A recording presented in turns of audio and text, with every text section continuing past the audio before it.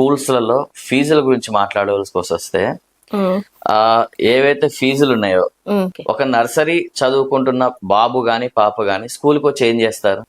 అసలు ఫస్ట్ నర్సరీకి ఒక పాప బాబో వచ్చారనుకోండి, ఫస్ట్ వాడికి ఒక ప్రపంచం అంటే ఏంటో చూపిస్తాం.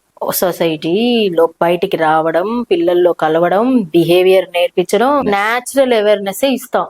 మాలాంటి మాస్ పీపుల్ ఏమనుకుంటాం అంటే, ఓ నర్సరీ బాబు స్కూల్ కి వెళ్తే స్నాక్స్ తిన్నడా, పడుకున్నాడా, స్నాక్స్ తిన్నడా, పడుకున్నాడా, టైం గానీ అమ్మని చూసినా ఇంటికి వచ్చేసిండా. సో దీనికి ఫీజ్ స్ట్రక్చర్ ఎంత ఉంటది అంటారు?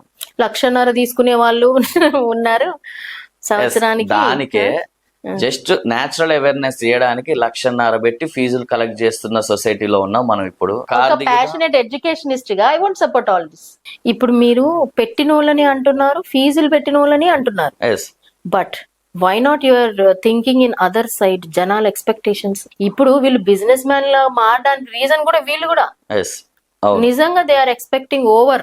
మా బాబు వెళ్తున్నాడండి స్కూల్ కి, బిల్డింగ్ ఉందండి, ఇంత ఉంది, ఇలానే ఉండాలంటే మొత్తం గడ్డితో క్లోజ్ అయిపోయి ఉంది, అసలు గాలి ఉండదు, ఎండ ఉండదు, ఏం తెలియదు ఆడికి అసలు. ఫస్ట్ కష్టం అంటే ఏంటో తెలియదు.